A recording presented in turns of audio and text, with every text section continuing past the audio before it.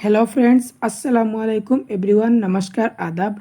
इस वीडियो में हम देखेंगे जो सीटेट का रिसेंट पेपर हुआ था जुलाई 2024 का 7 जुलाई, जो पेपर वन था। पेपर वन का लैंग्वेज टू जो था उसका आंसर की हम देखेंगे। ये आंसर की इतना प्रूवन नहीं है क्योंकि ऑफिशियल आंसर की बाद में आ गया। 15 या 16 दिन बाद ऑफिशियल आंसर की देता है। आप जब आंसर की आएगा तब फिर से आप चेक कर लीजिए। ये आंसर की सिर्फ आप अपने आप को दिलासा देने के लिए चेक करिए। अगर आपको सब आंसर की मिलाने के बाद 85 या 87 होगा तो आप ज़रूर पास हो जाएंगे, क्योंकि ये आंसर की बाद में चेंज होगा। जो यूट्यूब के सर टीचर या बता रहे हैं टीचर लोग, इसमें से कुछ चेंजेस होगा क्योंकि वो सब अपनी मर्जी से बता रहे हैं। और पेडागोजी में चेंज होता है क्योंकि एग्जामिनर का माइंडसेट कुछ एक होता है और टीचर लोगों का कुछ और एक। Question number 121, on benefit of travelling the express lift to Gagarin was that experience हुआ था ही एक्सपीरियंस्ड जीरो ग्रेविटी। ये पैसेज में एकदम सामने ही था। Study of the following statement, इसका ऑप्शन 1 करेक्ट है। A and B are wrong but C is right. Gagarin was an space traveller. Question number 124, looking at the word facing beneath him. Beneath एक preposition होता है। Study the following statement, इसका option 4 correct है। Both A and B are wrong, ये दोनों गलत है क्योंकि dark room there was no air. यार ये एकदम परफेक्ट से यार नहीं कहा गया क्योंकि वहाँ पर यार का मूवमेंट नहीं था, पैसेज में कहा गया था। Question number 126, and he entered the room, ये कोऑर्डिनेट क्लोज होता है। Gagarin was shut up in the dark room, an experiment, as an experiment. Question number 128, a convenient and expensive way, choose the word nearest meaning to the underline word। इसका nearest माने similar word যেটা synonym handy।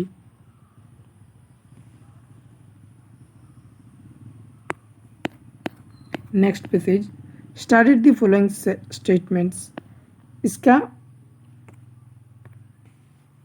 Option 3 या 2 इस दोनों में से कोई एक होगा क्योंकि सेपरेट में कार जाते हैं, ये तो पैसेज में है लेकिन फिर भी कुछ कंफ्यूजन है। 2 या 3 इनमें से कोई एक होगा। Question number 130, which one of the following statement is not true. Most of the people visited fair only for its marketing. जो मेले में लोग जाते हैं सिर्फ मार्केटिंग करने के लिए। Option 3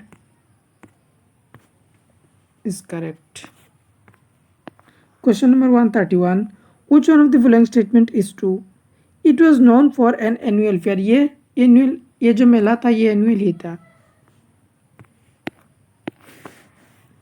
132, the devotees thronged the fair crowded। जब बहुत लोग एक साथ इकट्ठे होंगे तब क्या होगा, क्राउडेड होगा। It used to eagerly look forward, choose the word opposite meaning of the underline word। eagerly का opposite क्या होता है,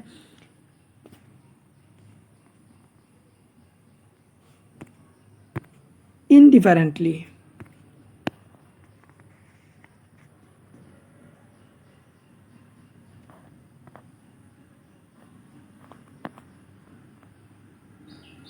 One 34, study the following statement,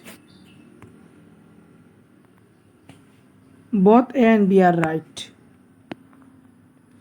Question number 135, only a moot track lead the village।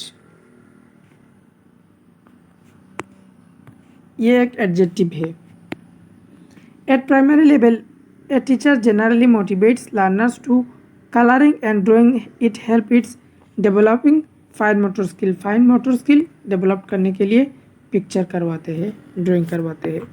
Question number 137, the teacher that describe the knowledge skills and attitudes that student should acquire by the end of a particular class और course. जो इन में आता है वो क्या होता है? Learning outcomes होता है।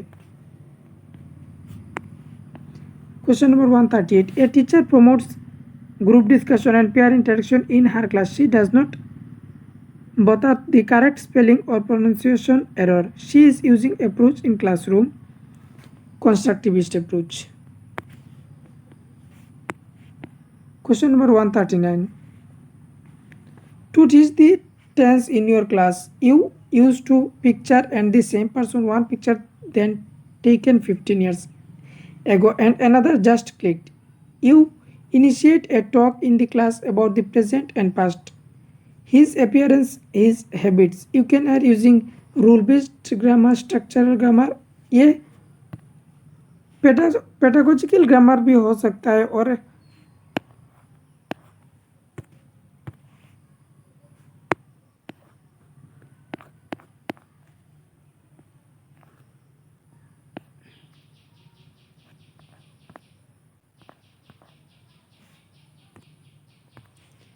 इन दोनों में से कोई एक हो सकता है। ऑप्शन 2 और ऑप्शन 4 इनमें से कोई एक होगा। Question number 140, while preparing A lesson plan on the topic pollution what will be first step. Lesson plan जब रेडी करेंगे सबसे पहले क्या आप रखेंगे? ऑब्जेक्टिव, जो उद्देश्य है वो सबसे पहले लेसन प्लान में होता है। Question number 141, when languages learn naturally and without any systemic practice. जब प्रैक्टिस नहीं करते, प्रैक्टिस बिना करके आप जो लैंग्वेज सीख लेते हो कौन सा? Acquisition. Question number 142, children learn a language most effectively when they are motivation और प्रोफिशिएंट लैंग्वेज टीचर। इस क्वेश्चन भी में भी कन्फ्यूजन है। ये क्वेश्चन पहले एक बार आया था जब वहाँ पर था प्रोफिशिएंट लैंग्वेज टीचर, लेकिन जब हम सीखते तब मोटिवेशन सबसे पहले ही होना चाहिए। इन दोनों में कन्फ्यूजन है। ऑप्शन या तो 1, ऑप्शन या तो 2, कोई एक होगा।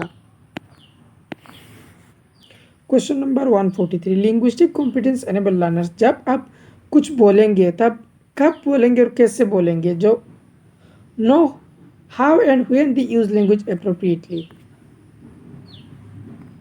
Question number 144, a teacher brings real life object like umbrella, raincoat, screwdriver etc into her class. She asked the learners to describe the object into the 3 sentence.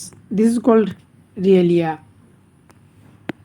Today Raju is very happy as he going to school. He is the first from his family to come to school. None his family, not even his parents, even had ever been enrol in any school. उसके पिता या फिर उसकी family से कोई school नहीं गया है, सिर्फ वो गया है। ये फर्स्ट जनरेशन लर्नर होता है। Question number 146, one of the important features of dash is that learners solve problem collectively either in a pair और group. Communicative language teaching. Question number 147, a teacher asks her learners to write a paragraph on water. Then the learners start discussing what they have been taught in science and social science classes. Then being to write a paragraph on water. This is an example of language across curriculum. Question number 148. You as a teacher find that the language used in the lesson is very difficult for your learners. You simplify the language and also make certain changes in the content to suit your learners. What you have done is called। ये question भी आया था एक बार, लेकिन एक बार था इसमें adaptation answer, एक बार था एडोप्टिंग।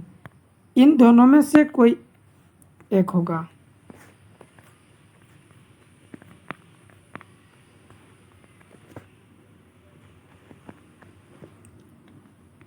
टू या 3 इन दोनों में से एक होगा।